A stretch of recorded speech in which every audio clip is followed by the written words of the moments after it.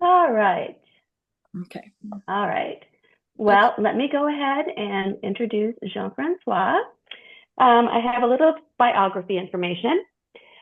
Jean-Francois Arnaud graduated with a superior diploma from the École nationale d'art in France. Over the years, he built a diverse career as a director of a marketing agency, ski designer for Salomon, printer and organizer of Arabian horse competitions. Wow, that's really cool. Hey, Kitty, are you sleeping? I'm sorry? What if I go get something to eat? Because I'm getting hungry. Oh, not muted yet. At the age of 36, he decided to reconnect with his younger self, a dreamer, and embarked on a journey in photography, which he pursued for 4 years before rediscovering watercolor. For the past 8 years, Jean-Francois has been passionately dedicated to watercolor, developing an impressionistic style that captures light and emotion. Based in Florida, he paints en plein air and teaches internationally, inspiring students to embrace simplicity and expressiveness in their work. So with that, I will turn over the meeting to you, Jean-Francois. Welcome. We're very excited to have you. Oh, real quick, is anyone going to paint along? Are there anyone who's prepared to paint along? Gary? Oh, good. There are a few. Fantastic. All right. Okay, good. Julie? Yes. Is this being recorded? Mm-hmm. I heard it. Yes, it is being recorded. Okay. Yeah. All right. Okay, so Please go right ahead. thank you for this presentation. And David, you must be a very lucky man because you are surrounded by women. So you're the only man I've noticed. Yes, that's always the same. I don't know why, but women, they paint more than men. That's a fact. I know why, but I'll save it and tell you later. Okay, so I'm gonna. I don't need to introduce myself because you did, so that's okay. I'm gonna say a few words about my work. So yes, I tend to be a plein air painter, even if it's not easy to paint 100% of your time in plein air because it depends on a lot of things. But I would say that I share my time between my studio and outside 50-50. So I develop the technique in studio and then I apply the technique when I'm in plein air. So everything that I try to do and that I work on is being good when I'm outside, when I paint in plein air. So I try to paint fast. I try not to paint too big because I just want to paint small and get an atmosphere on my paper and to understand the watercolor. So I'm going to tell you a few things about my process, like 10 minutes.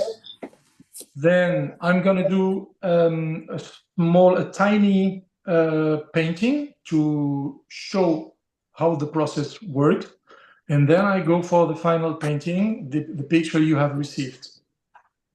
So I'm going to now switch the camera. Sorry, it's going to move a little bit. I have to do that. Up. Okay.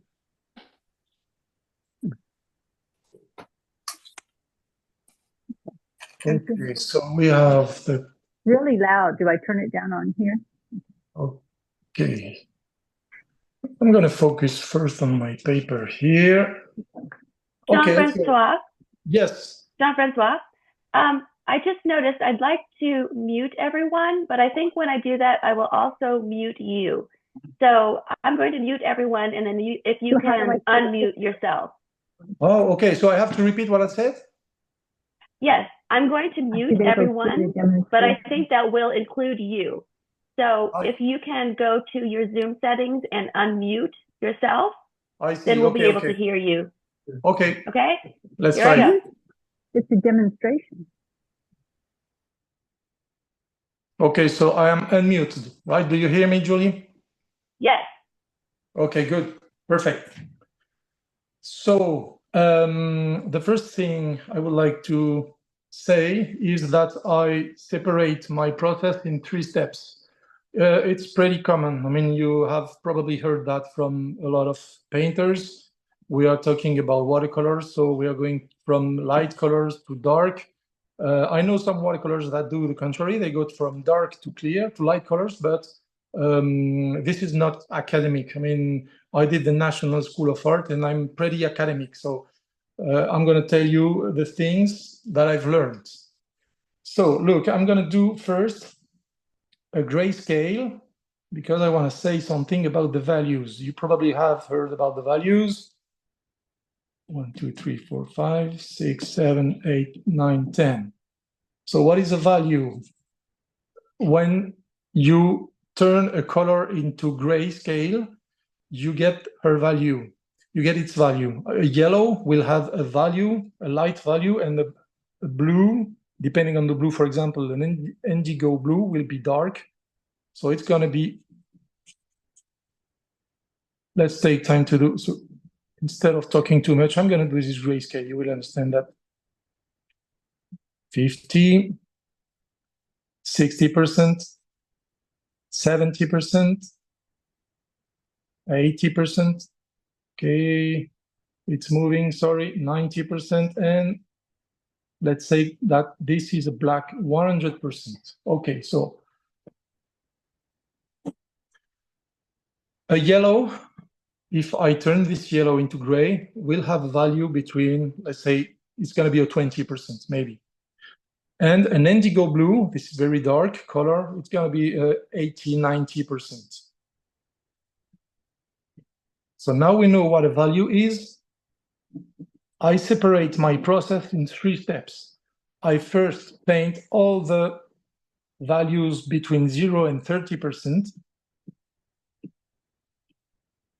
30%, 40, 50, 60, 70, 80, 90. I need one more case. And 100%. Okay. So this is about the light.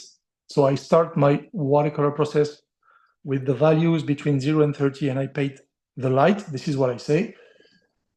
Then I paint the values between 40 and 70%. It's about shadows. And then I paint all the very dark and saturated values. And it's the details step, the 3rd step. It's all about details. So I know the video is being recorded, so I'm going to say a lot of things. The first minutes will probably be, it's going to be maybe too much, but you maybe will have to replay the video to catch the things you didn't get. Let's talk about the material and the colors. I try to use a limited palette. Why? Because if we work with too much colors, then the watercolor is not consistent and it goes everywhere to the yellow and crazy colors that doesn't work well together. So the less color you have, the better it works. I've been a printer in my life, and you all know, I know we have a graphic designer with us. So we know that the printers work with 4 colors, blue, yellow, red, and black. And I try to keep that rule that with that 4 colors only, you can do almost everything, almost. So this is my 3 primary colors, blue, yellow, and red. And as a black, I use the blue indigo. So with these 4 colors, I am supposed to be able to paint almost everything, almost, but not everything. So this is why I add to my palette some extra colors that I call the Pantons. So the graphic designer, she probably knows what a Panton is. It's an extra color that you add to the primary colors. So I use this bright yellow-green from Sennelier only in one case, when I am backlight with the fresh green grass on the ground. It does the green grass perfectly. And this green, I can't get that green if I mix the yellow with this blue or this blue. So this is why I have this extra color.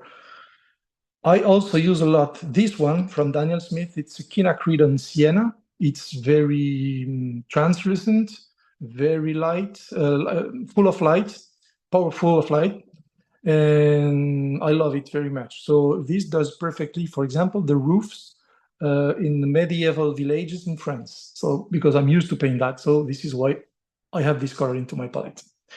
And as I am very interested in painting harbors, seascapes, I have a bunch of blues in my palette to be able to paint the deepness of the blue, but also the reflections and the different quality of waters, blah, blah, blah. So I have, for example, this cobalt green that works perfectly with a cobalt turquoise. Oh, it's an old tube. Let's deploy it. Cobalt turquoise, but also the blue cobalt, but also this one, phthalo blue. So phthalo blue does exist in two shades, red shades or green shade. I use the red shade. This is from Daniel Smith, to recognize the branding. Excellent color. And as a black, sometimes, because sometimes I need a black instead of this blue indigo, and I use the neutral tint by Sennelier. And it also has an interesting effect when you go straight into the tube with a brush. I'm going to repeat the colors. I've just seen your message, Laurie. So it's an interesting color in some few cases. When I am backlight and I see a forest, for example, to paint the trees, this is perfect. And I think that with the picture I've sent to you, we're going to have the occasion to explore that. So, okay, this is all my colors, my palette, and I also use this white extra gouache extra fine, some white to recover the lost lights at the end of my process. Okay, so again the color. Royal Blue by Sennelier, Cadmium Yellow, Winsor & Newton, Cadmium Red, Winsor & Newton, Blue Indigo, Sennelier, Bright Yellow Green, Sennelier, Daniel Smith, so that's the quinacridone sienna. This is the cobalt green, Winsor & Newton. This is the turquoise blue. Wait, there's more turquoise light, cobalt turquoise light by Winsor & Newton, cobalt blue, Winsor & Newton, phthalo blue by Daniel Smith, and natural tint by Sennelier. Okay, now I'm going to remove my colors. I'm going to show you my brushes.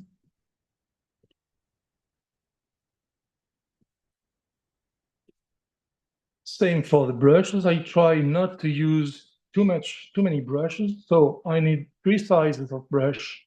For the lights, I use that big one. It's Squirrel. It's an Escoda brush. It's from Spain.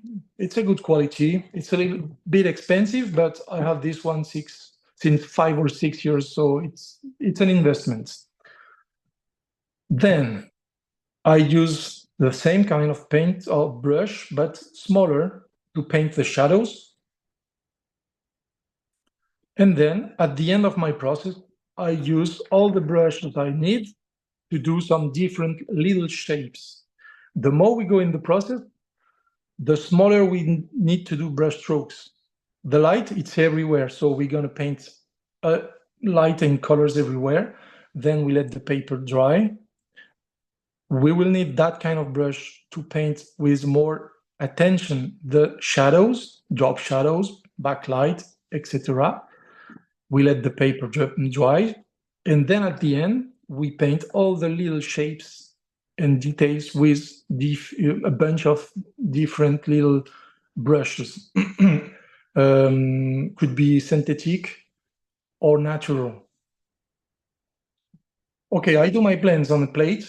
This is, to me, the best solution. I don't like the metal plates, neither plastic, because it always becomes blue. So I prefer that. This is cheap, and if I break it, it's not a big matter. I always have a knife also, because I like to scratch my paper. I do my drawing with that kind of graphite. This is a big one. Why? Because I don't want to be tempted when I draw to get caught by the details. I just do general shapes, but no details. And a white eraser, classic, easy. So look at that. The process is separated in 3 steps. This is a little bit abstract. So I would like to show you what it gives when we do a miniature. So let me show the picture that I took. Okay.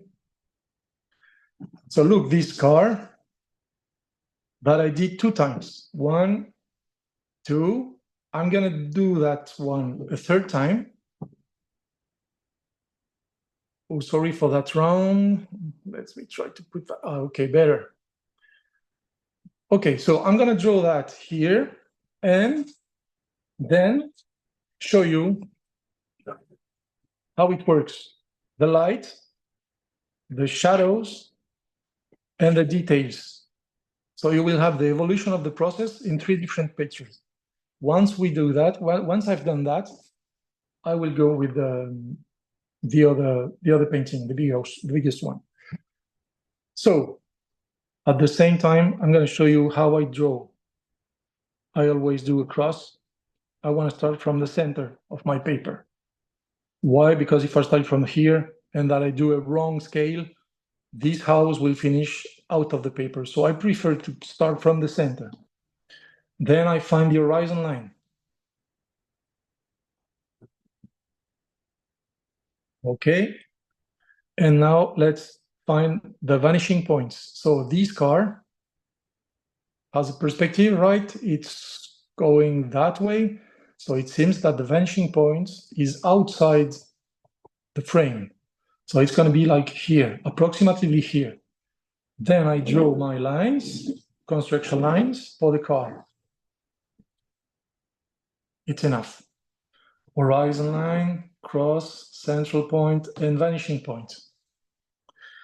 When I draw a car, or when I draw a boat, I always start by the position they occupy on the ground. So that wheel here, the back, and these 2 wheels. And I follow the lines. And then I build the volumes. So that's the bed of the truck, the cabin,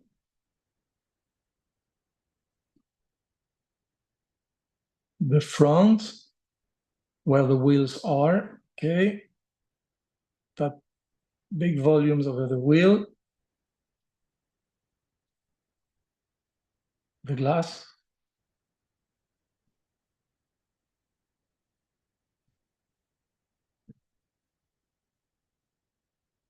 and the bumper. Okay, I know that it's correctly put on the ground. It follows the vanishing points and my lines, so that's good. And then I have this little cabin here at the back.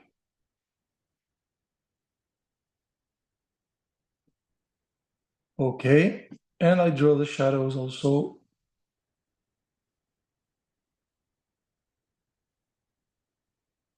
And then I can also do some little details like here, for example, we have some grass, some boards on the roof, but I don't want to do too much. This is why I have this big graphite. Okay, so now I have my 3 pictures. Let's start the painting.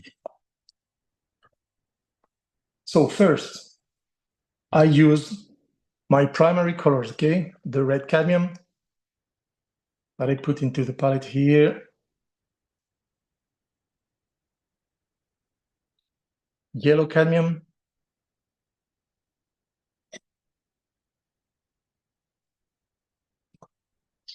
And this royal blue, that is to me the most important color in my palette. If Sennelier decides one day not to produce this color anymore, I will be embarrassed because I use it a lot and it's very central into my palette. It plays a very important role. Okay.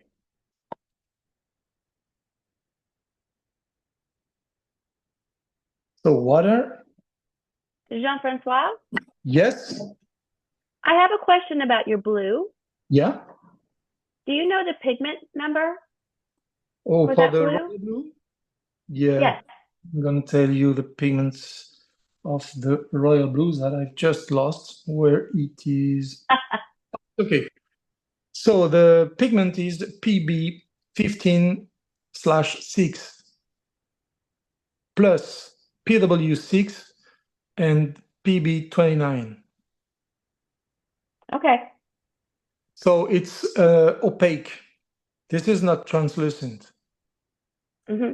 I like it a lot because it does perfectly the skies and also perfect blends, because when I associate the blue to the red, it's very easy to turn all the colors into gray. I'm going to talk about the grays a little bit later. Oh, I have another question. Yeah. Your cadmium red, Yes. is that a cadmium-free red? Yeah, it is. It is a cadmium-free, yes. Is there any difference, do you think, between the regular cadmium and the cadmium-free? No, I've got the two, and I couldn't see the difference between the two. So no, I think it's better to use the cadmium-free, yes. Right, right. But at this Okay. brand, I mean, Winsor & Newton. For the other brands, I can say, but Winsor & Newton, that I'm used to it to use, yeah, I don't see any difference. Okay, very interesting. Thank you. Okay, so let's go with the. So I display my colors in triangle. I'm going to start by the sky, of course, up to down, around my house here. Okay, I'm going to pay attention to my hand that is going over the setup. Then my house, it's a warm color, but that's not that orange. So I'm going to add some blue in it, and then it's turning into a warm gray. This is the color of my house. So let's paint it. I don't care that much about the edges. I just paint big shapes. The background is also almost the same color of the house. Okay, and now for the car, I'm going to create a gray by mixing the blue and the red. Sorry. And I'm going to paint my car without painting where the light hit the car. The light hit the car on the front,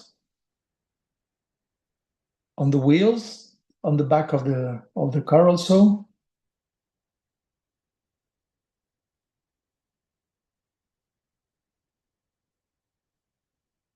I see the sky through the car here.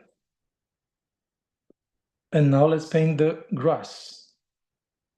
So the grass is burnt. It's like an orange.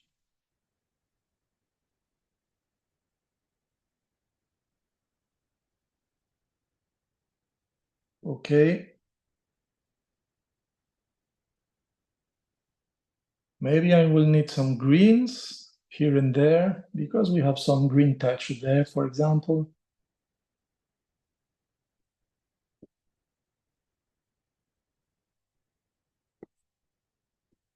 Okay. Let's say that it is done. So the first step.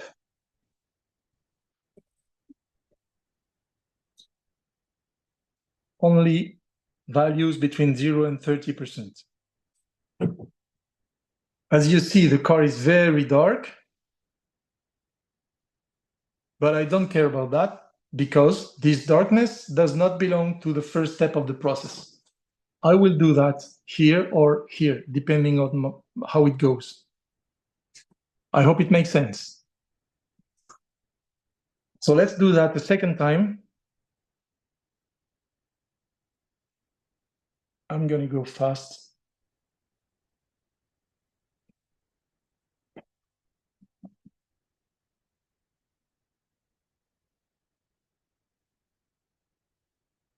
Okay, around the house, then the house. My blend is already ready. Oops.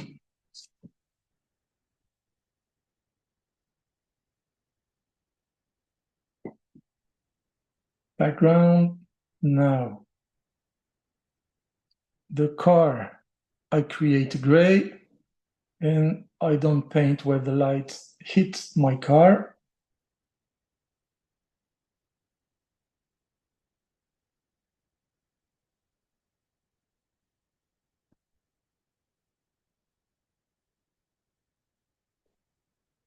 Orange grass.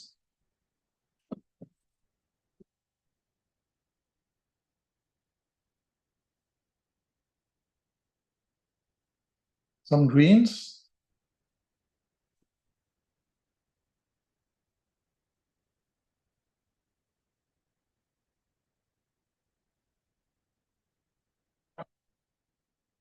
And the blue sky that I see through the car. I'm going to redo that here. Okay. And I'm going to do it a third time.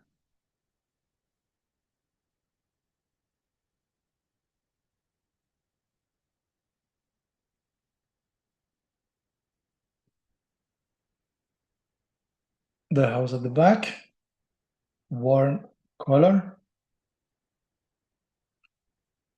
Now a gray for the car. So I let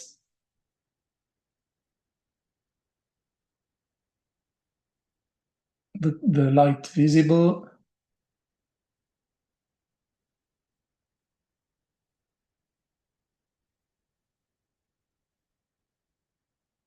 The burnt grass at the back, orange. Okay, some greens.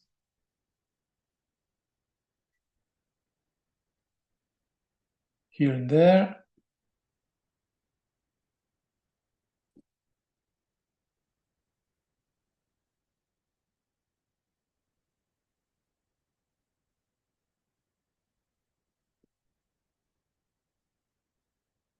Okay. So my first step has been done 3 times. Now I need to dry my paper. So I'm gonna use the hairdryer. I think it's gonna mute automatically because of the loud hairdryer. Wait, where is it open?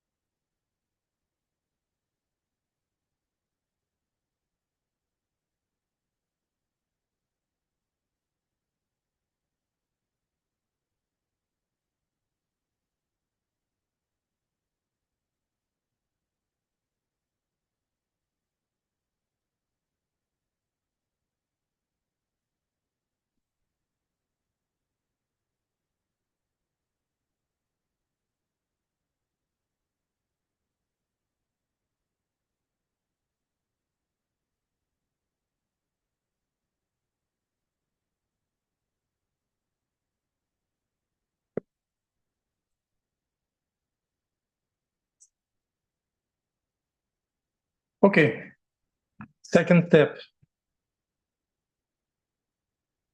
About the shadows, so values between 40 and 70% or 80%. It depends, of course, on the situation. But I can't get these values with my 3 colors here, because when I do my blends, I have values that are between 0 and 40%. So I will need to add my indigo blue, so I will be able to do some darker blends. Let's put it here. And now I'm going to do the volumes. I'm sticking to the process.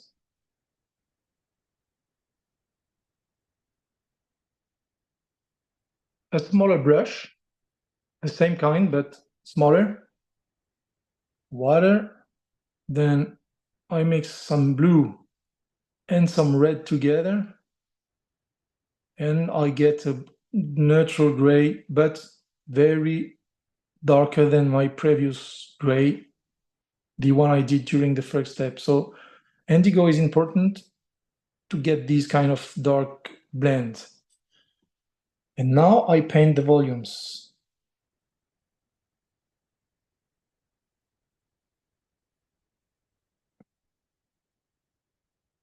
So this is why I need to get a smaller brush, because you see it's becoming serious in terms of handling the way to handle the brush.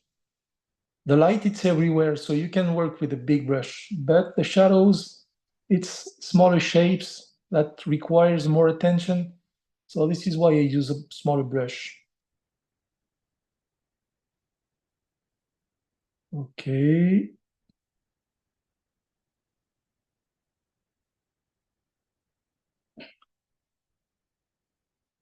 So that's fine. I'm gonna give a blue paint to the bumper, maybe to the lights also, and on the window on the side, and this thing at the back. Sorry for the zoom on my hand. Okay. What about the house? It's an orange with some blue, so I can get darker color. Okay.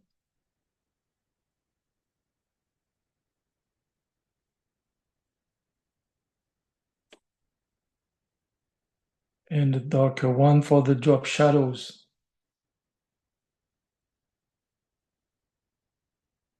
Drop shadow of the car, but not only the car, the house also.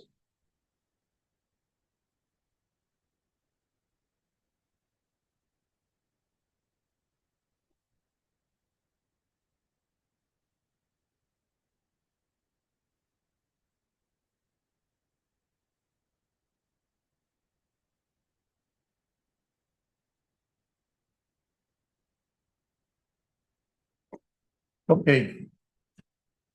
Second step. Now I'm going to redo the second step because I need it to access to my first step.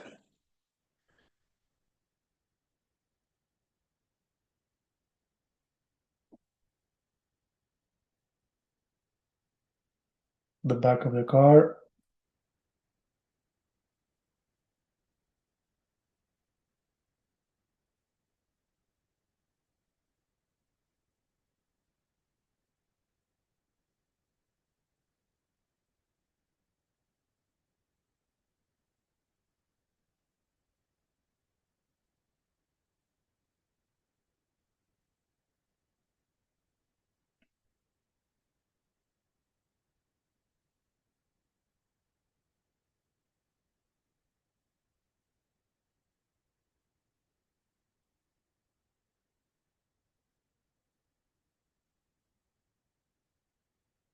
The bumper. Drop shadow.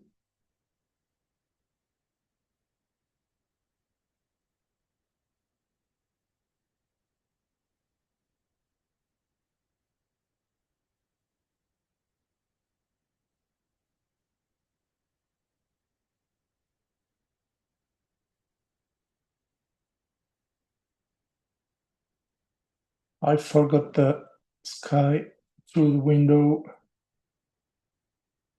the window side. Now the house on the back. So I need a shadow to create the volumes. Without shadow, no volume.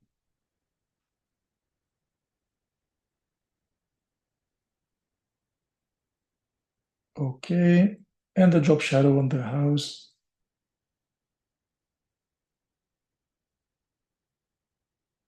The two doors, window.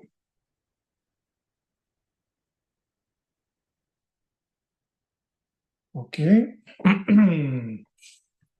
Let's dry this again.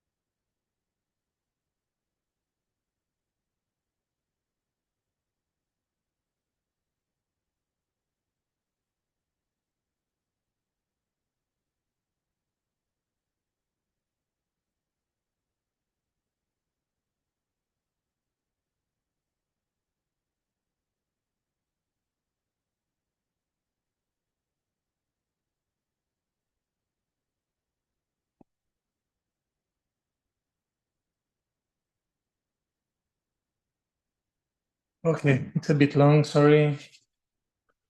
Look, I'm gonna erase the graphite.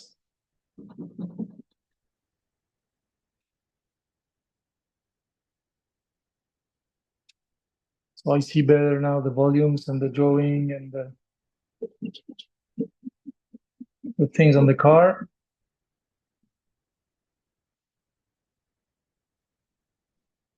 I'm gonna take a small brush, synthetic brush, and zoom in and see all the things I will do, like these aerations lines on the side, some darks here, we have some grass there, some details on the wheel here. On the back also we see the yellow, I don't know the name in English, the transmission. Well, we have some few things to do, which we're not going to do everything, of course, but then it depends on the time you have when you're outside or at home. It's up to you, but I want to show that it works. So I take some almost pure indigo plus a little bit of red, so I get my very dark blend and dry. It's very dry.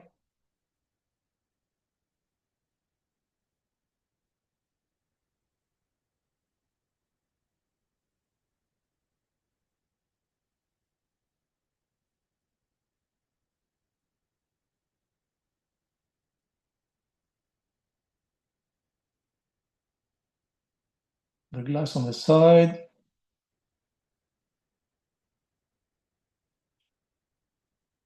The wheels on the front here.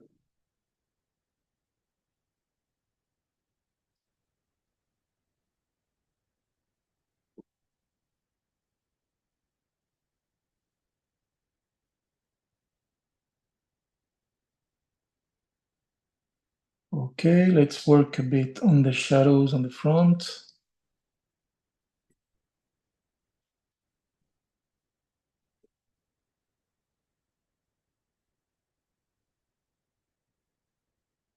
That's done.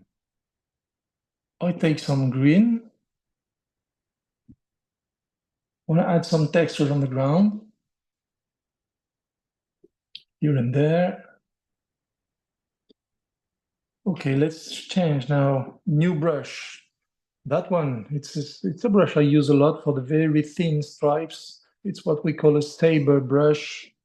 Why? Because saber because it's very long and pointing.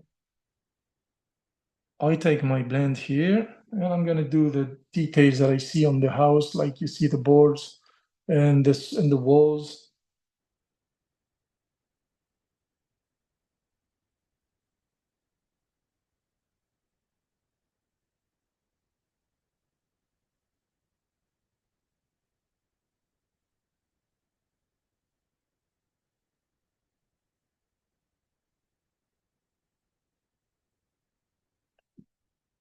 Okay, so I think it works. It's obvious now that you see that if we stick to the process 1, 2, and 3, if we pay attention not to go too fast, we let the paper dry, 0 to 30, 40 to 80 or 70, and then all the dark and saturated tonalities. And then it belongs to you to paint more into the details or not, depending on the size of your paper and blah, blah, blah. Me, I like to paint small, so I'm happy with that kind of thing. Okay, I'm gonna remove that and apply all that things that I've just said to the harbor scene that I've sent. Okay. Let's open the picture. Oops, that's not this one, but this one. What do we see? So first, a lot of blues, different blues that tends to the cobalt greens and cobalt turquoise. So I know that it's a watercolor. We're going to use a lot of blues. For this thing, I have used only my primary color plus the blue indigo. So I mean 4 colors. There, we're going to probably use 7 or 8. What do we have? So it's an harbor located in the south of France, close to Marseille. It's called Niolon. That's a special place. It's very nice. It's crowded in summer, but in autumn or spring, that's the perfect place. I used to go there very often to paint. First, I'm going to do the drawing. I would like maybe to reframe it because I want to put that boat, to me, this boat is the focal point and it's not at the right place. It should be, you see when I move the grid, the 4 points, 1, 2, 3, 4, these are the points of the golden points. So I want this point to be on that boat. And then I know that I have a good composition. It's better. So again, for the drawing, I start from the center. So this is why I do a cross. Then the horizon line. Where is my horizon line? Someone is standing on the K, so the horizon line should be almost in the middle. Okay. Then what do I have in the center of my photo? I have the boats on the back.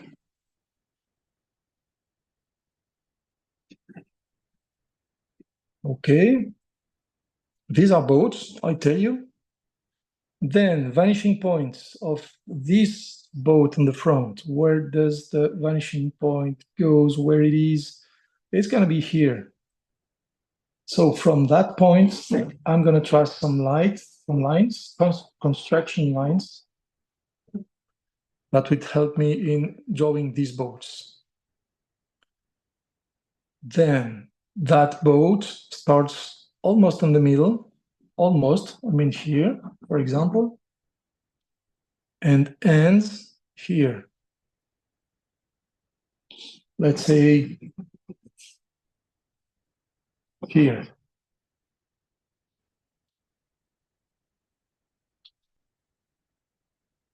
Let me give you a trick for the boat to draw. Same for the car. As I said, a boat from above looks like this. But a boat on the sea looks like that. I mean, horizon line, focal point, and I want to put a boat in that scene. I'm going to draw the space it occupies on the ground, following the construction lines, and then I build the volumes. So the back of the boat and that, it's in the middle of this.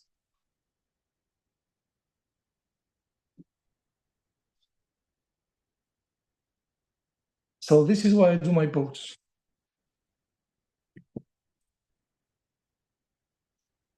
This is how I do them, and it works.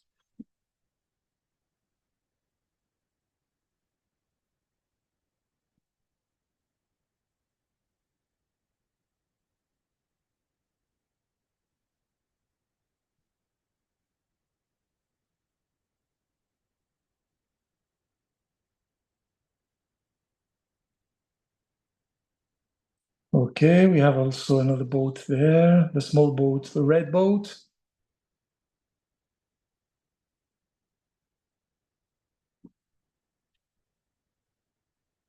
And the other one here.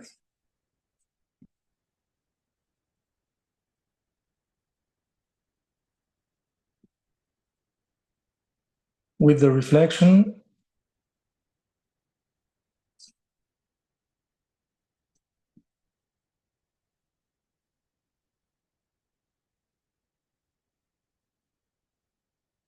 The big boat on the right. But it's almost out of the paper, so I'm not going to do a lot of this. We don't want to bring too much attention on the things that are on the background and not in the frame. Then what I see here, a house that catch my attention because the light hits the roof. Another one. And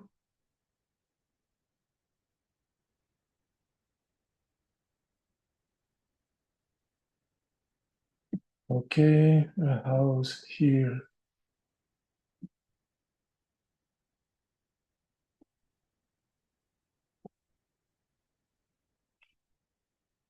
I'm here. Two little houses. This kind of fence.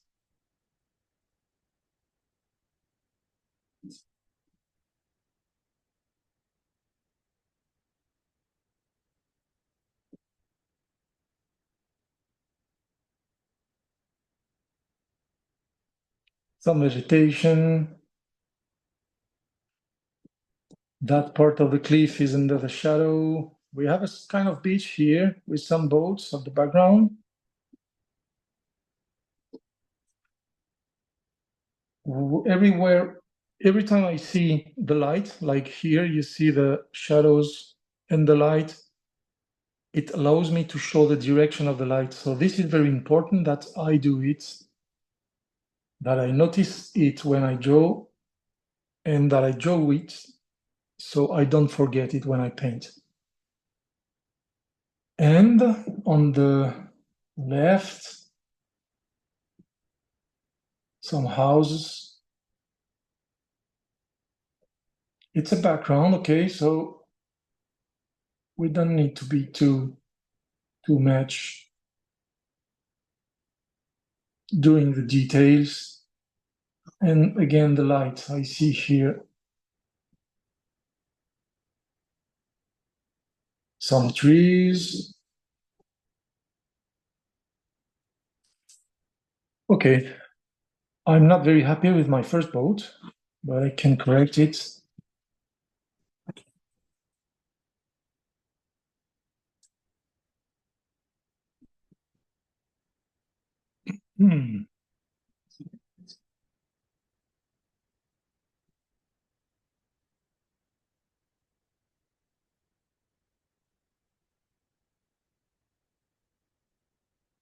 Okay, better. So my boat has a reflection and a shadow.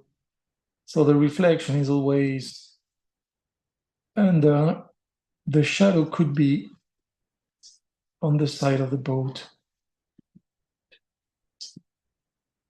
That's not a shadow. I think it's the shadow of the boat on the ground, under the water.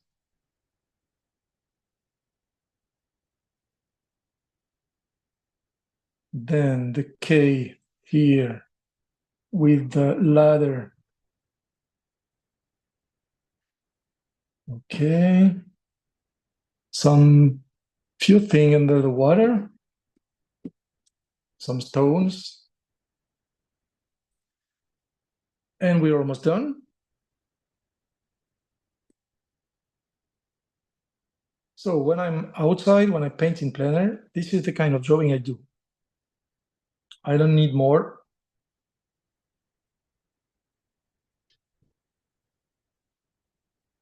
I don't need more. That's okay.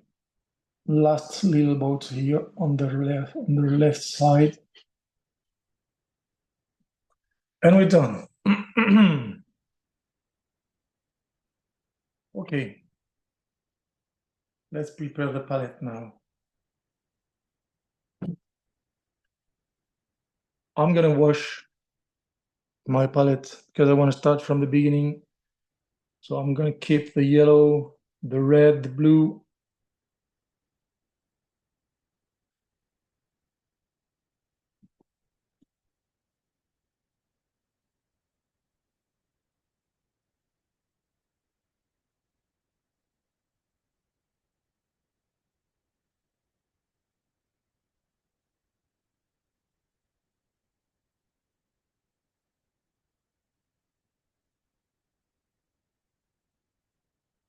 Okay.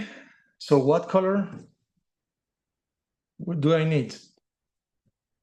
Blue, yellow, red. Of course, because these are my primary colors, but look at the sea. Very interesting to see that it goes, there's a gradient into the sea. We go from a dark cobalt green to a very light, I would say cobalt green also, plus yellow. And here in the middle, we have some more yellow. And here on the bottom, we have some blue. Why? Look at how it worked. Look at that. The heel on the back is doing a V here. And this V, I see it as a reflection here. This is the blue of the sky that is getting reflected. So if I want to make a watercolor consistent, I should do now this V here, because I know that it will have a reflection of the blue of the sky here. Well, that's the kind of little plus, the little details to chase, to guess when you see a scene. That will make your watercolor better. So let's add to my palette now some cobalt green.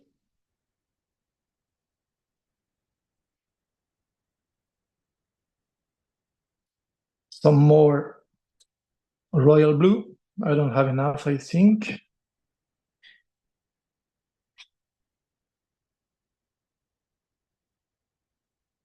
Some more red.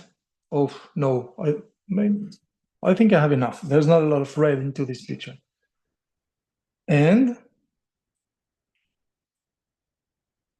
we need to see where the whites are. Why?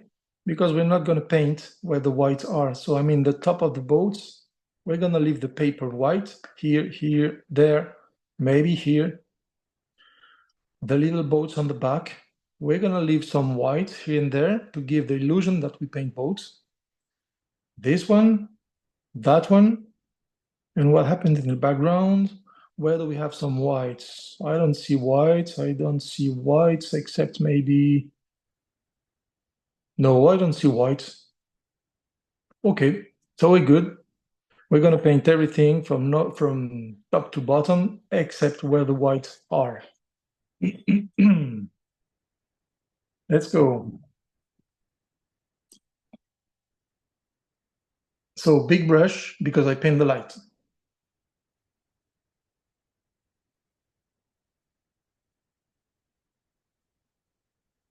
Royal blue. And here I go.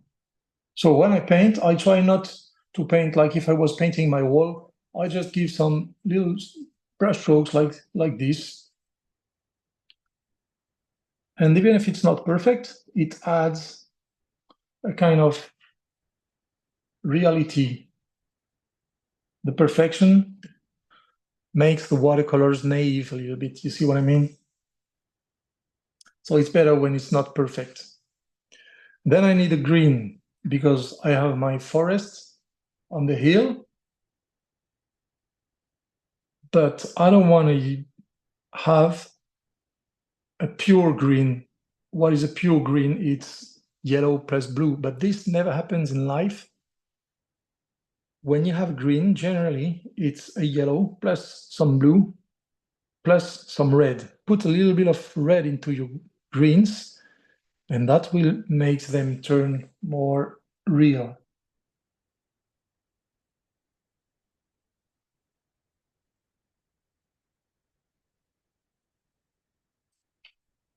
Okay, now I'm done with the greens here. I'm gonna do those ones.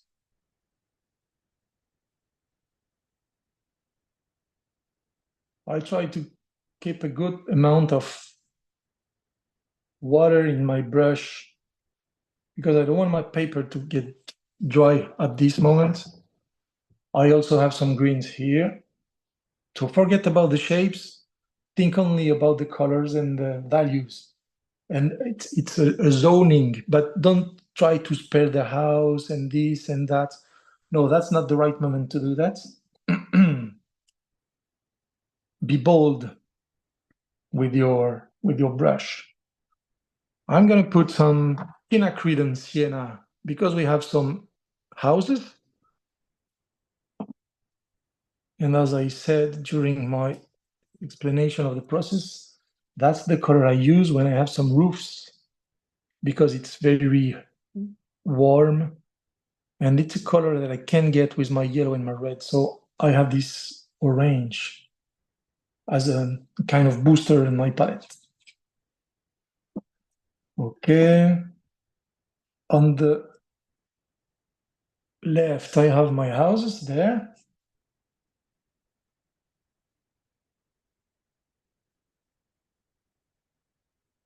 And now I'm in contact with the little boats here. And I said that I'm gonna spare the whites, not paint the boats, but around the boats. So let's make shapes that give the illusion that you paint boats.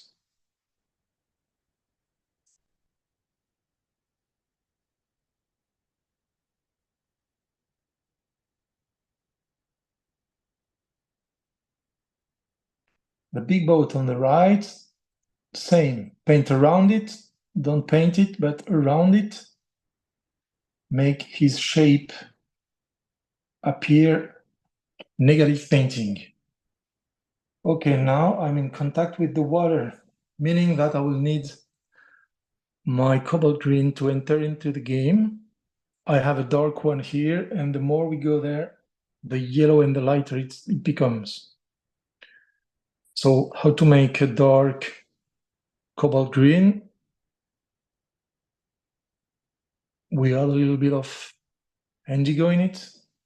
I still try to stay into my range 0 to 30% in terms of value. I underline my boats here. I paint around that one very carefully because this one is the focal point. I need some yellow into my green now. I see it on my photo.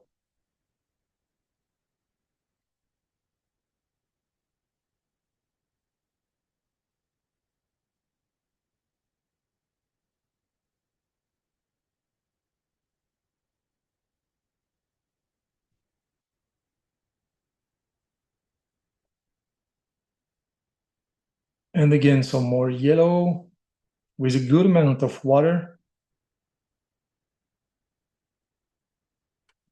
Yes, I'm happy with that yellow.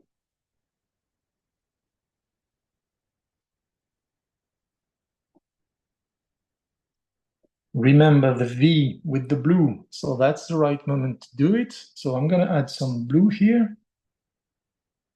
It's probably too much, but it's gonna dry. And when the watercolor dries, it loses a bit of intensity. And on the right now, on the left, sorry.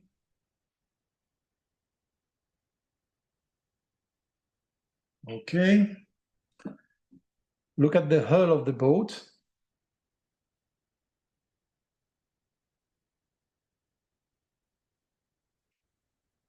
It's maybe too blue, so I need some red into my blue. It's not because I did it that I can't redo it. I can redo it. If it's wet, it's cool. I can work it.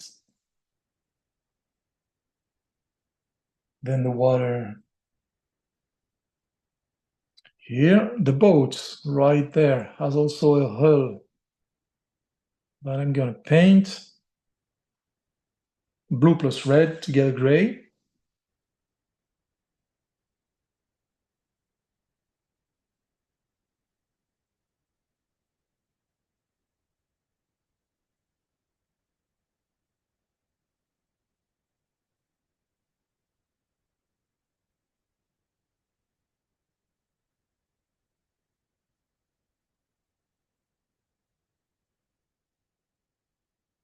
I'm gonna paint now the quay where the people walk. Here it's light and warm, so I use the quinacridone a little bit.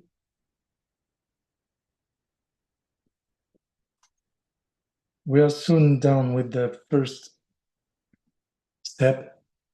We just need to paint more water around the boats.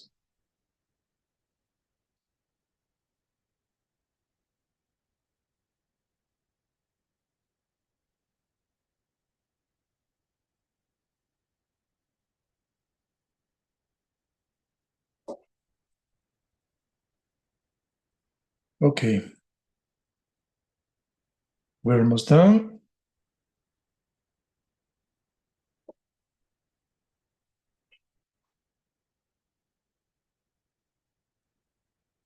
I'm gonna change my brush because I see some few things that I have to do now and not later, because we are still in the range 0-30%. I mean, for example, this reflection of the boat, I take some cobalt green plus some red, and I want to show that better, like this, under the red boat also. Should I paint now the red of the boat? Let's try it. I'm not sure that's the right moment to do it, but I am tempted to do it, so I'm going to do it. I should have maybe waited that it dries, but it's almost dry, so yeah, no, okay, I can do it. I'm gonna add a touch of intense red on the front of the boat. Yes, better. Okay.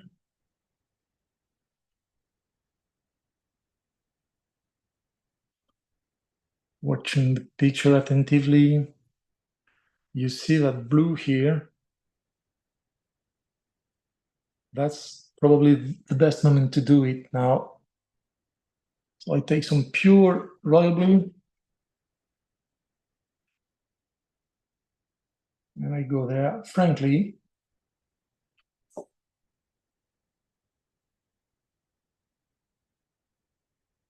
and also that blue here. The boat is reflected in the water, and we have some blue under the hull here, like that.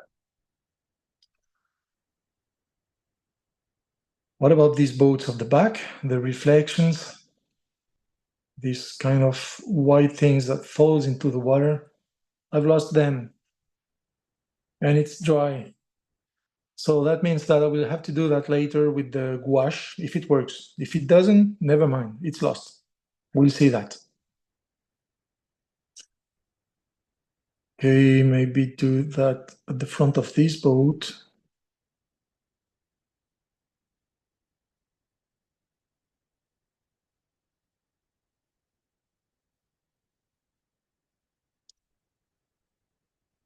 Okay, I'm done. So I'm gonna dry this.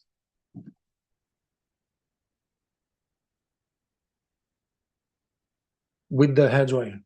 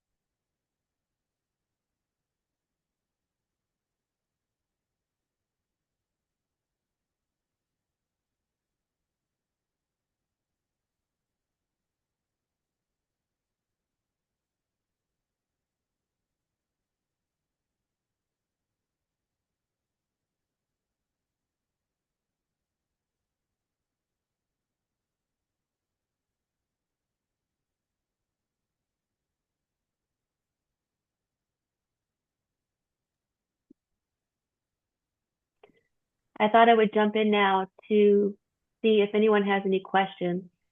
I haven't seen anything come through the chat. So if you have anything you'd like to bring up, go ahead and unmute and let us know. I have a question. When you did the 3 drawings step by step, what would be the difference of just taking the first screen and do the 20% values, take and let it dry, and then take the same scene and do the 40 to 70% value, and then take the same scene after that's dry and go into the 100% value? On the same one, you mean? Yes, on Why? on one screen.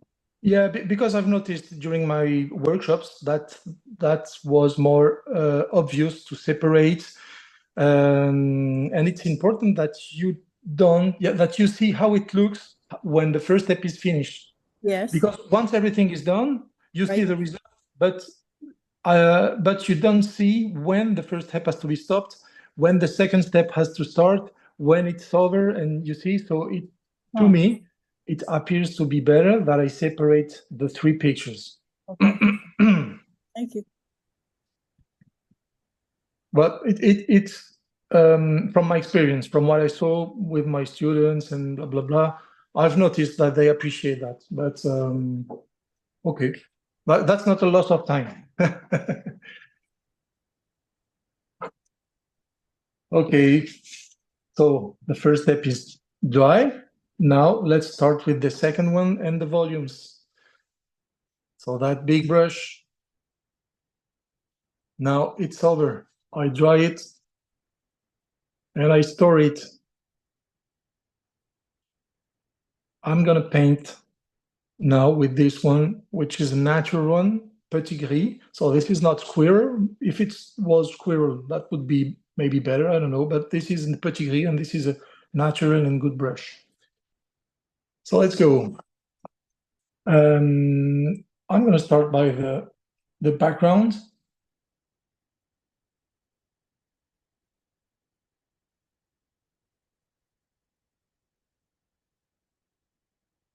I'm trying to get the right value to paint the trees.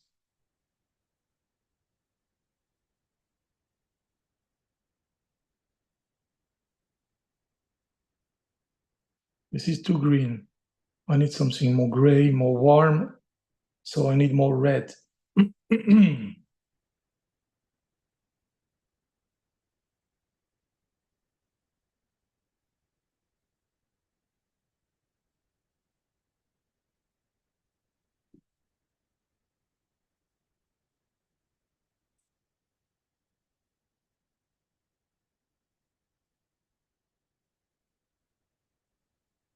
So I've talked to you about that neutral tint that I use only in one case. And this is now the case. I mean, the backlight and the trees. So I just want to show you how it works, how I do with that blue, that dark color. I need to do that when it's still wet. So you see, this is wet. I take a synthetic brush that I wet and then I press, and then I go straight in the tube. I take some dark, some brown, some natural tint, and I press my paper on the paper like this. And that makes the trees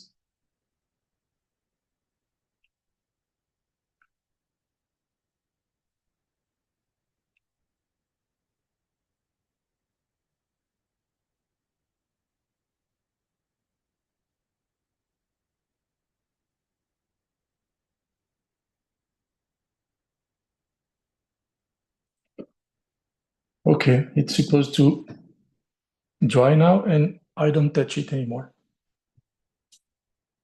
Let's go on with the other brush and finish with the trees on the background.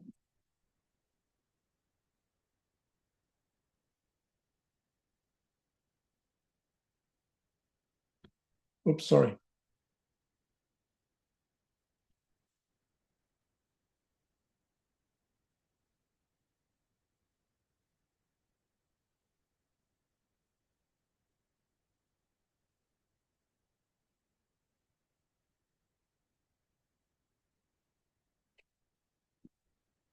We're gonna do the same thing.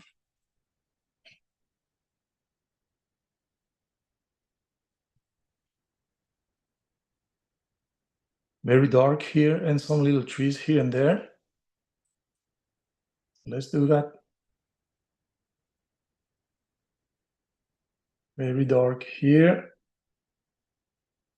And some little trees here and there.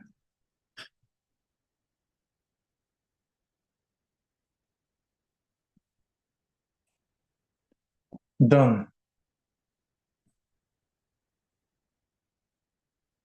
I have to reload my palette with some more royal blue. I have some light shadows to do. And I think that the indigo is probably too dark. So back with my royal blue plus some red. I don't want the royal blue to be pure when I do shadows of houses. I use it pure for the skies, but not for the houses. And then I create the volumes of the house on the background.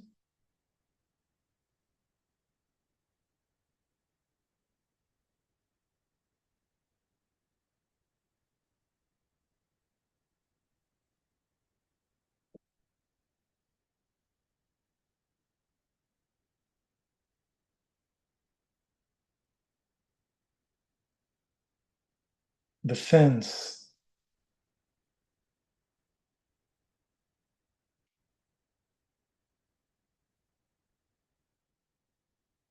And touching the boat, the big boat on the right, big white boat. The hill here on the background. What about the green and dark water? That's probably the right moment to make an update to this water, but I prefer finish the background with the trees. Now I will care about the tree, the sea at the same moment. So I can't start with the sea and then go back to the trees. No, I want to correct the sea at one shot, so everything is still wet. The trees here, they have more saturation because they are closer than the ones that are in the back.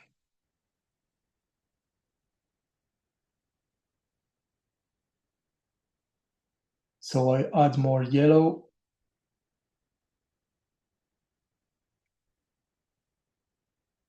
Some little trees here and there. Okay. Again, I'm gonna use my synthetic brush and the neutral paint. I go straight in the tube. I take some black and see the trees. We have to sculpt them to give the information of the light, where does the light comes from.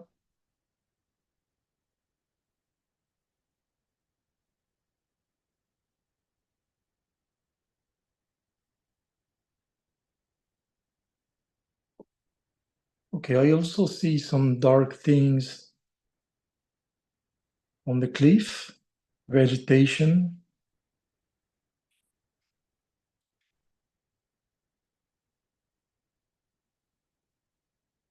Some bushes here and there.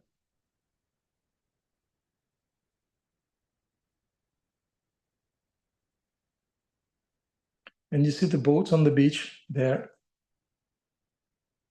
So we could do that now or later, but as it's a background and as everything is wet, I think it's better that we do that now. So the edges will be soft and not hard, so it will not catch too much our attention. So same technique that with the neutral paint, but this time with the blue cobalt, I go straight in the tube and I do some shapes like this. No need to make a perfect boat, but I give the information to the watcher that there's something on the back, and I'm pretty sure that he will understand that it's boat. And if it's not, let's add a red touch to give an additional clue. Okay.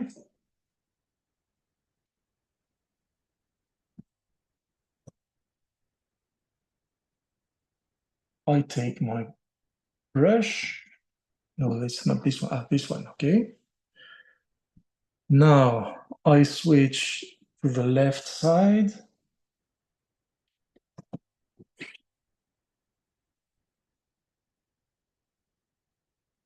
I have that house. So gray.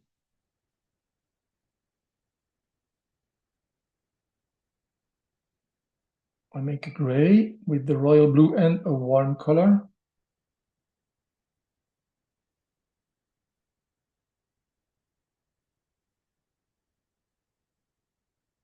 The sun hits some houses here and there.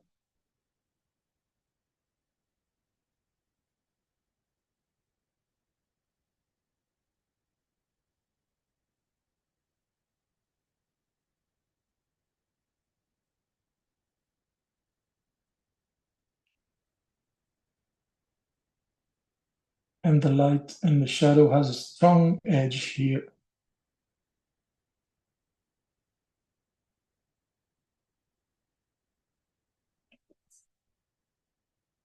Okay, my background looks like a background. I mean, it doesn't catch too much the attention. It's at the right level.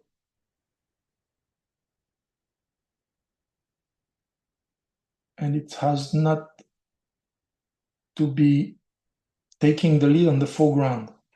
You know what I mean? Sometimes I say things that I think they're clear, but I'm not fluent in English. So I hope you understand what I say. Some few corrections here. Okay, now it's becoming interesting because we're gonna do the foreground. So by what do we start with the foreground? Let's go with these boats.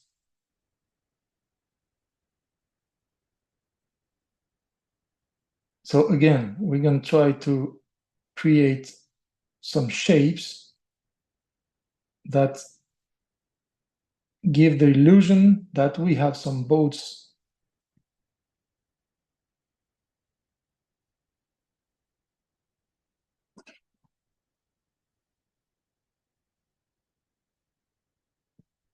I need some more red into my palette. I don't have any more up.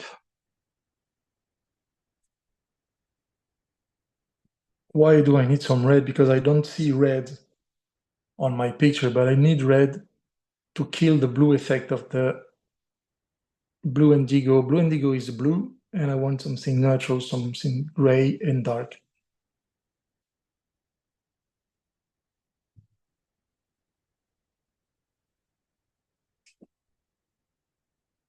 Okay.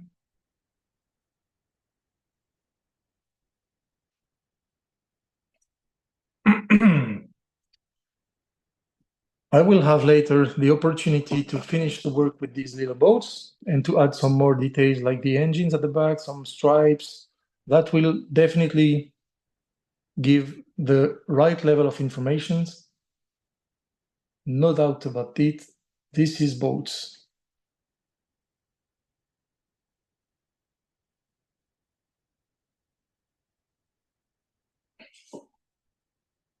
Now the water. So if I squint my eyes and I look at the sea here, the color of the water and the heel of the back, I see a difference. I would say this is a 80% and that's maybe a 50%. Now I look at the photo, I squint my eyes and I don't see that difference of value between the sea and the heel on the back. So that means that my water is too light and that I have to darken it. So let's go and let's try to do that with some cobalt green plus some red and some indigo. That should be enough. Let's try it. And you see, yes, that works well. My water is still green cobalt, but now it's dark, and that's better. Every time I have a boat, it means that I have an engine on the boat. And so this engine reflected in the water with the same color. Then I'm going to push the greens because they're too light by using my cobalt green.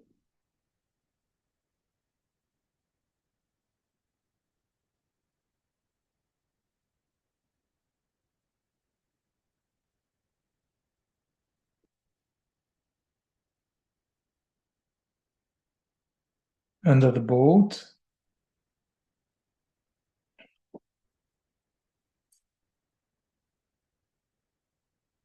Every time I have a boat, I have noticed that we have a kind of underlying very dark.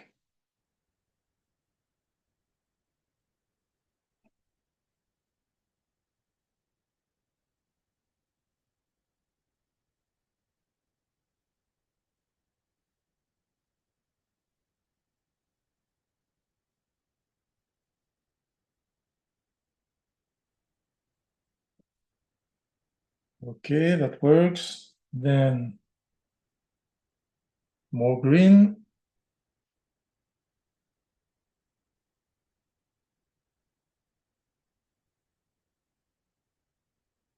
You see, this is white, that white part of the boat over the floating part of the boat.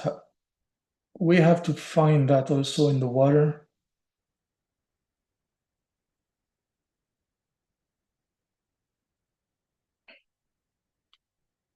The edges are too strong, so I'm going to wet this.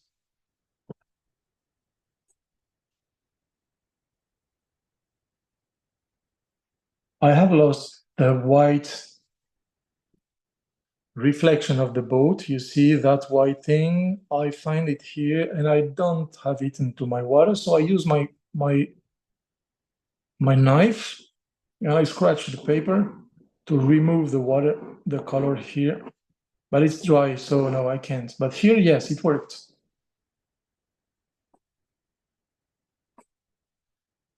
I can also use that for the boats here.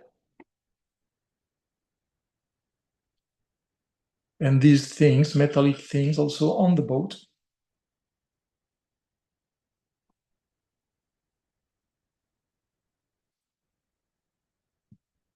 Okay, let's go on. Now it's probably dry here, and that's a mistake. No, it's not dry. Oof.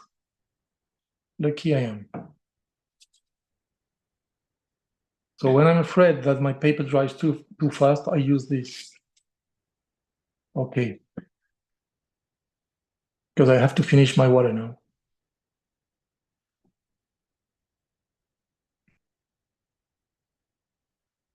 Some yellow.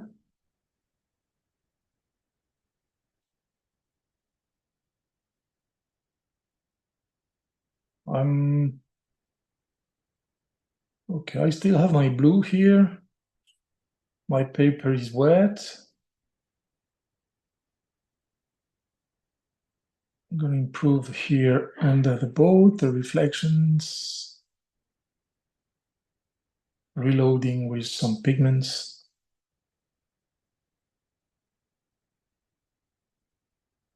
Okay. No, you're right. I didn't say it.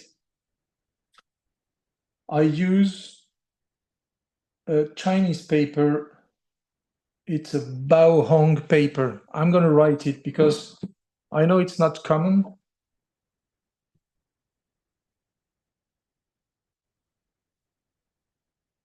Bao Hong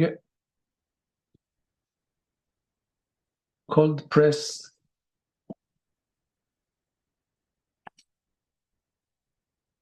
Bao Hong cold press, 140 pounds. So, yeah, by the way, that brings me to an important matter. I work with a company in Spain whose name is Arte Miranda, and they provide me a discount for my students. So I will send it to Julie, and they deliver for free in US at a certain amount of order. So you could maybe order some painting at better prices than in US, so, because that's expensive. But this paper, I know that they sell it at a very good price. So I will send all the details to Julie that she will display or not. I mean, it's your choice then to decide or not. But I'm going to send that after the demo.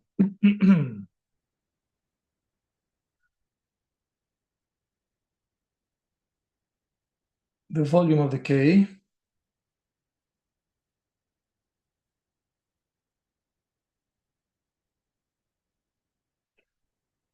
I need some blue, but some more royal blue that I don't have anymore into my palette. You see, I use a lot of royal blue. This is definitely the color I use the most.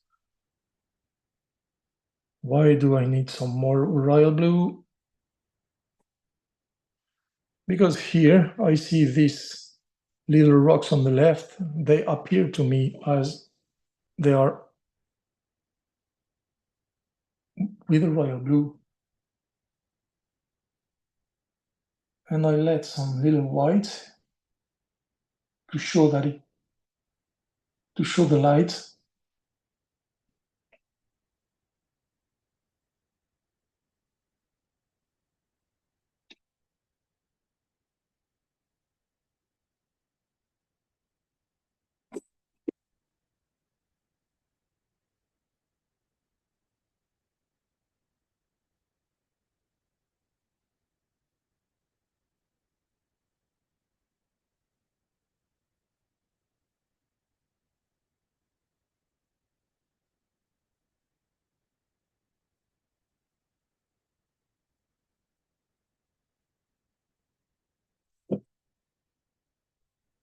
Need to show more of that blue here. This is not blue enough. Okay, I want to show now by doing some warm patches in the water, the bottom of the, not the bottom, how do we say that in English?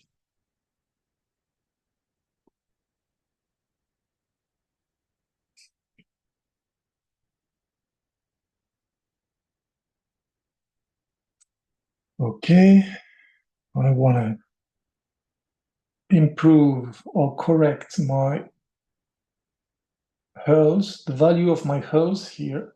This is too light. I need this to be darker. Okay.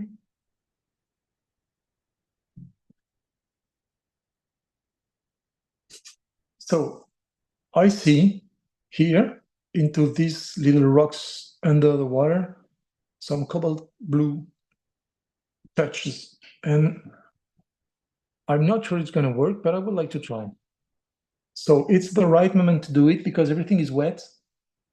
So every time I'm going to touch the paper, it's going to make a soft edge instead of doing a hard edge. So I don't take risk. I try. And if it works, good for me. If it doesn't, I stop. But I think it works.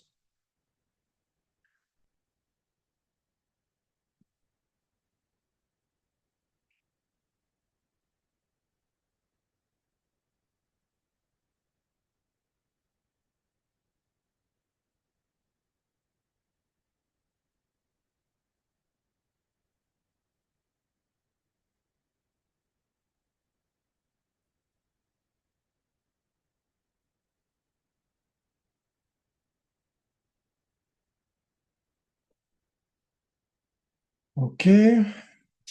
I forgot to do something at the background. I just see it now. You see the house and the blacks things that sculpts the volumes. I don't have it. So I'm going to do that, but it's not a big issue. I take a little small brush, dark tonalities, and here we go.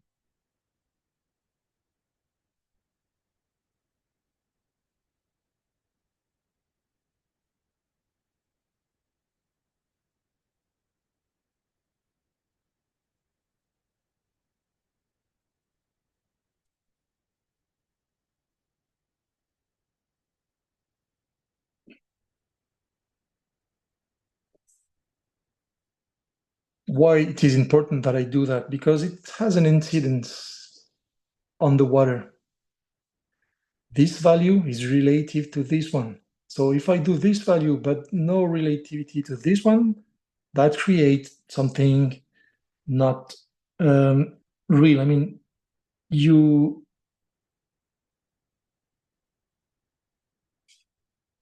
don't know how to say that. You get away from the reality a little bit.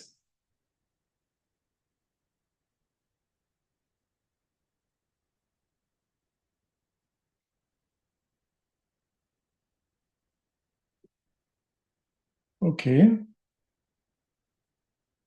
So I think I'm going to soon stop with the second step because I did a lot. I want to keep the third step intact, not go too far into the third step during my second step, because that's probably the most interesting part of the job, doing these little details here and there. I just want to do something and then I stopped.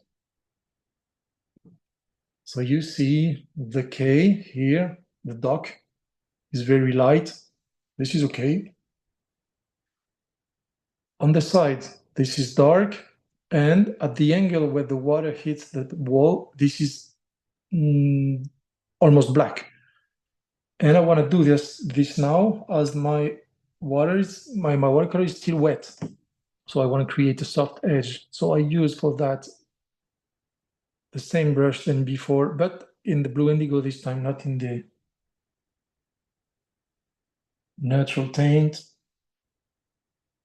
And I also take the opportunity to underline my boats that I said previously.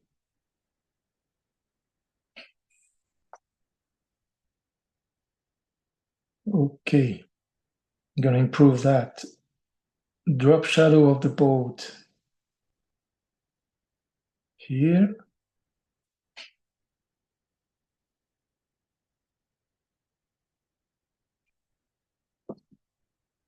I see that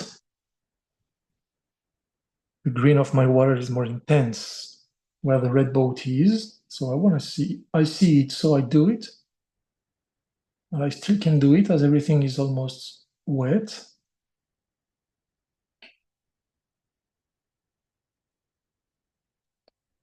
So you see, it's a question of observation, of course.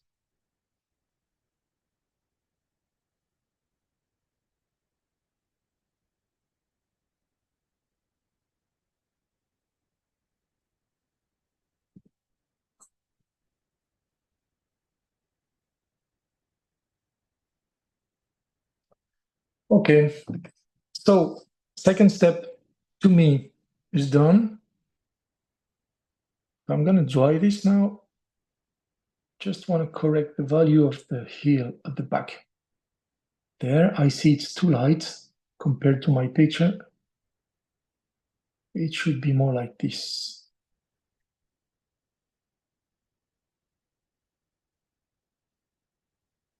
And with some blue. Okay, take 2 minutes to dry my paper, and then we finish with the third step.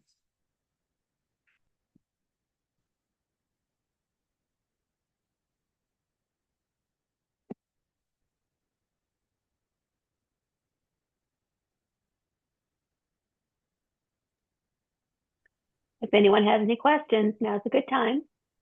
You unmute and just let us know.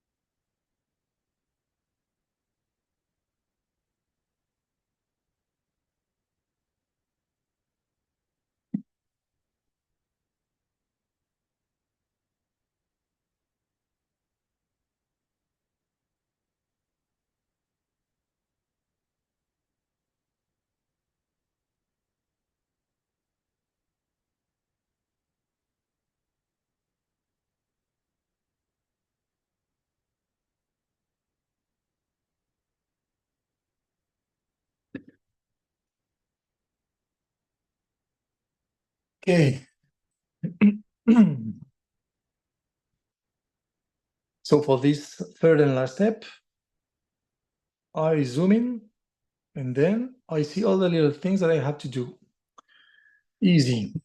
I'm going to use a new blue, the phthalo blue, very intense, very visible. So if I use this blue pure to do, for example, the stripes on the side of the boats, it's very helpful. To do so, I use this saber brush, very long, very thin. Oh, by the way, something I've always been told when I was at school, it's that we hold the brushes by the tail. So this is more difficult, but it creates some charming defaults.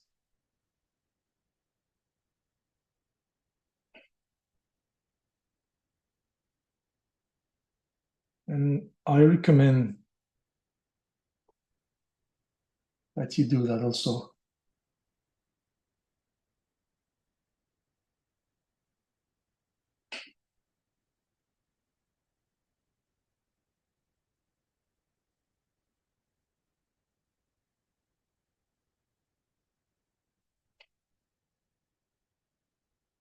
So as I have zoomed, now I see better all these little things. For example, little dark and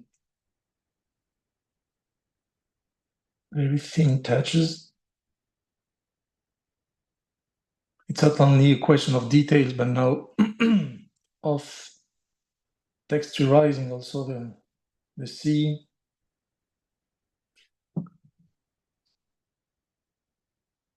I need some more indigo.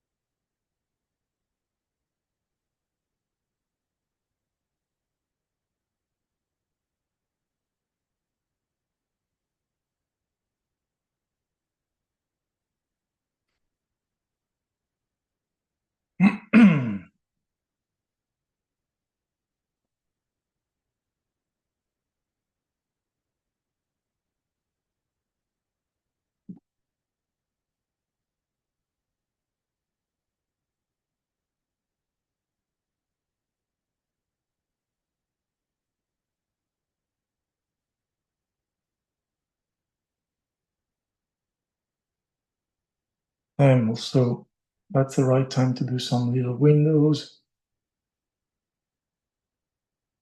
chimneys, not too much. Again, it's a background, so we don't need to catch too much the attention with the backgrounds.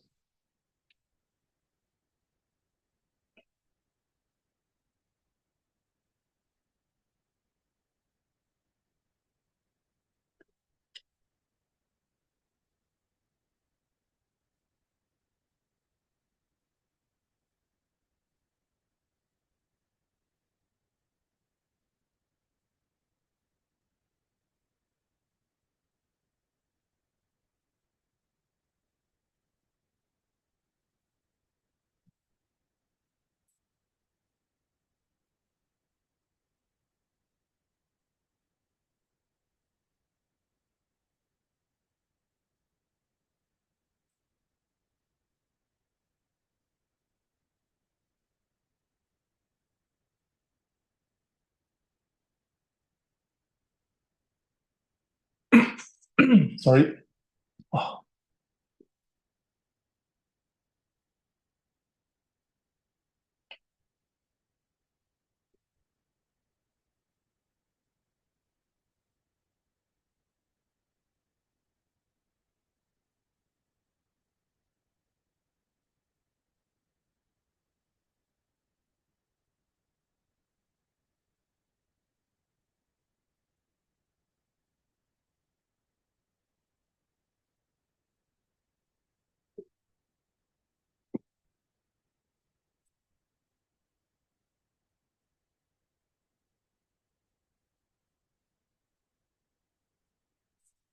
Okay. What should I do more? That's on the boat here. Oh, I see that.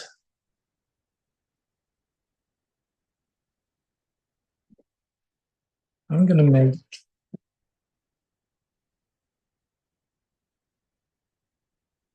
with the white gouache some of the things that I have lost, like all the metal folds.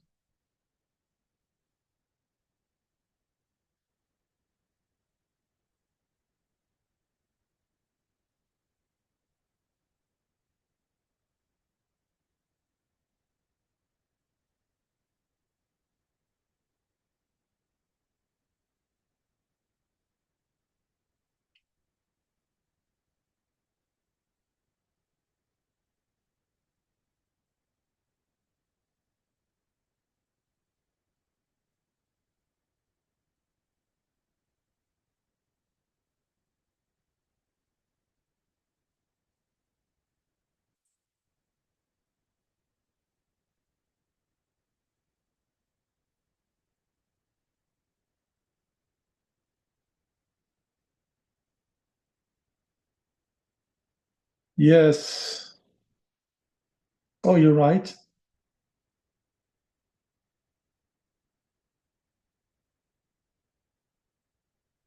So some little white dots. And there's a tiny line under the red bolt.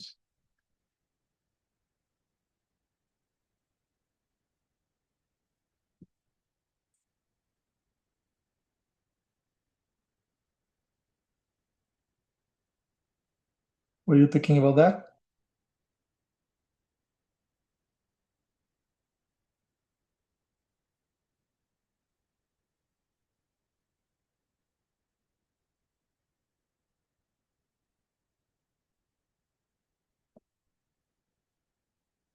That's the very last brush strokes of the painting, the very, very, very darks.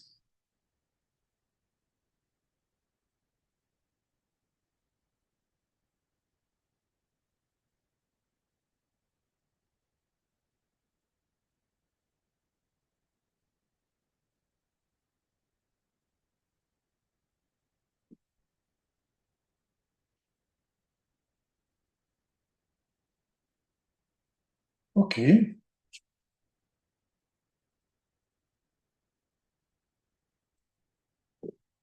Any suggestion? Do you see something else?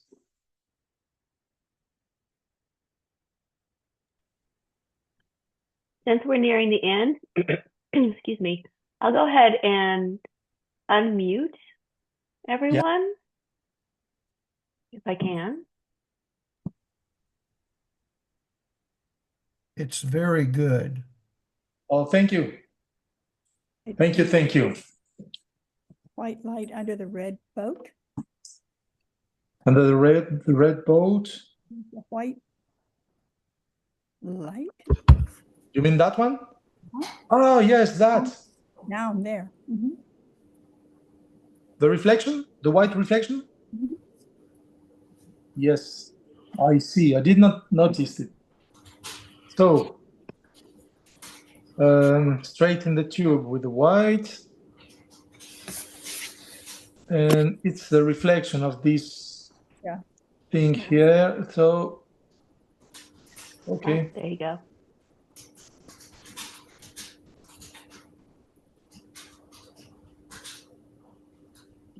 Okay, I'm done. I could do more, but I think it's enough. That looks great. That looks wonderful. Amazing. It's beautiful. Oh, thank you. Thank you. I Thank like you. the looseness instead of detail. That's great. We have a question. What is the name of the white paint? Yeah, the white. So, the brand, it's Le Franc-Bourgeois. Can you see that or not here? Wait. I don't I'm know gonna that write one. it. I'm gonna write it. Not titanium. Hmm. Great idea.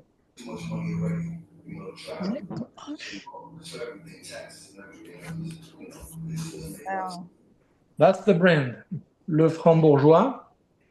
Ah, But you know, Franc-Bourgeois. Winsor and Newton have a great one also.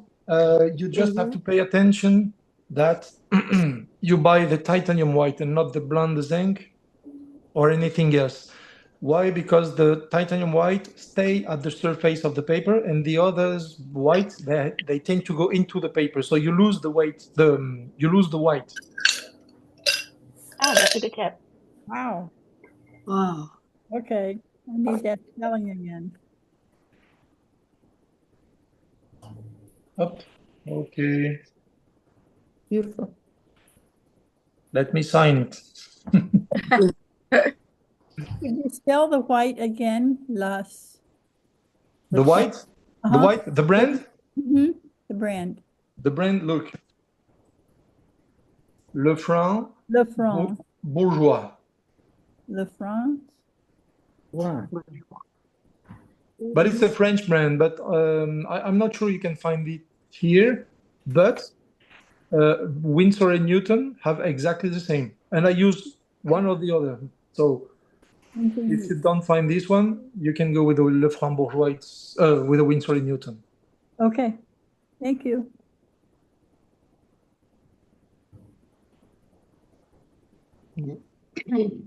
Le Franc. Okay.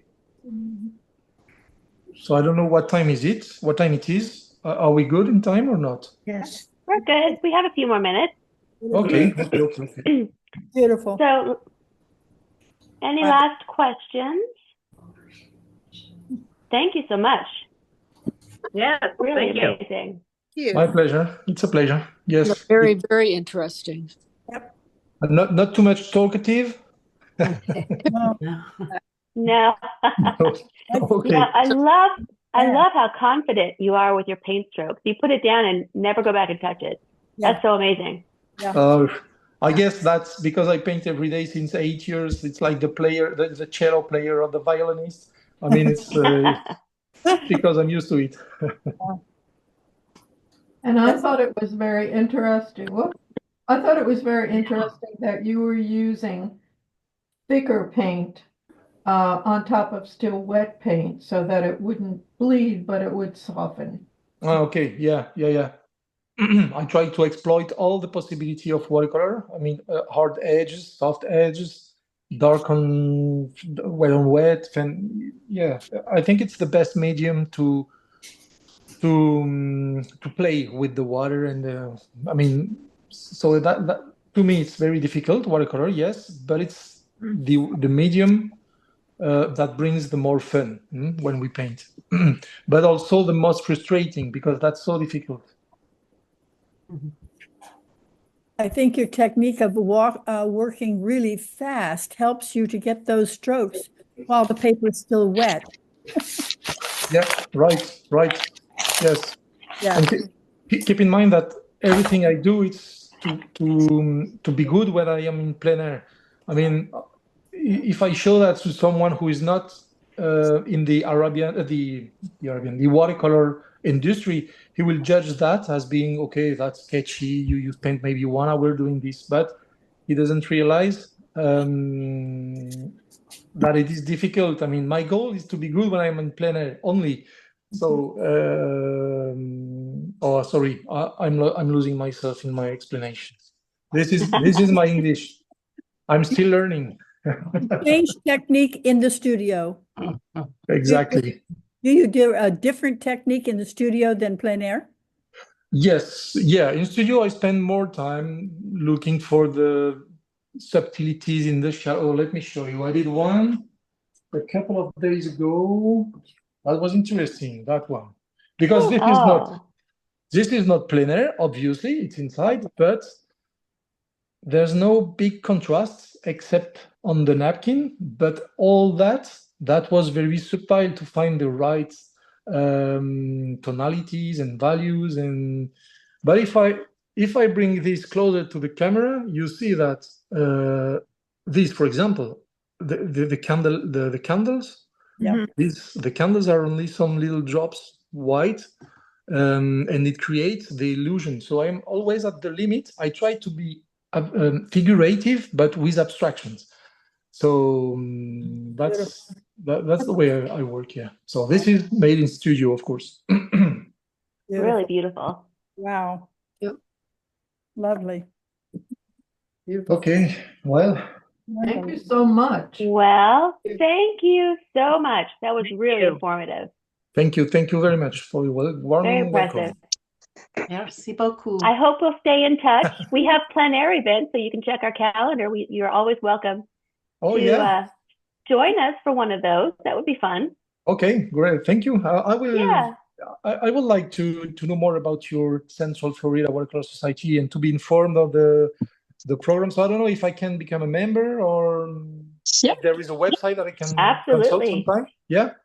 Okay. Yes. Yes. Here, I'll write it down in the chat.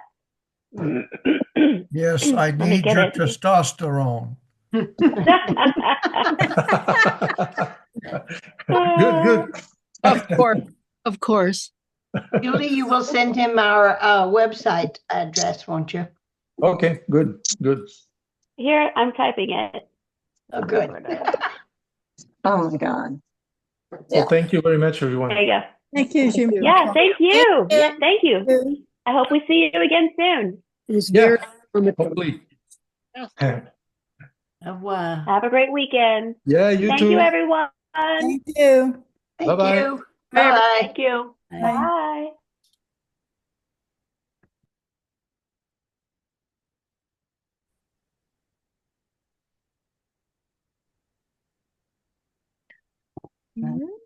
And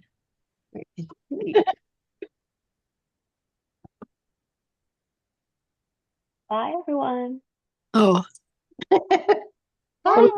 I was saying goodbye. Oh, bye. I'm waiting for you all. Go ahead.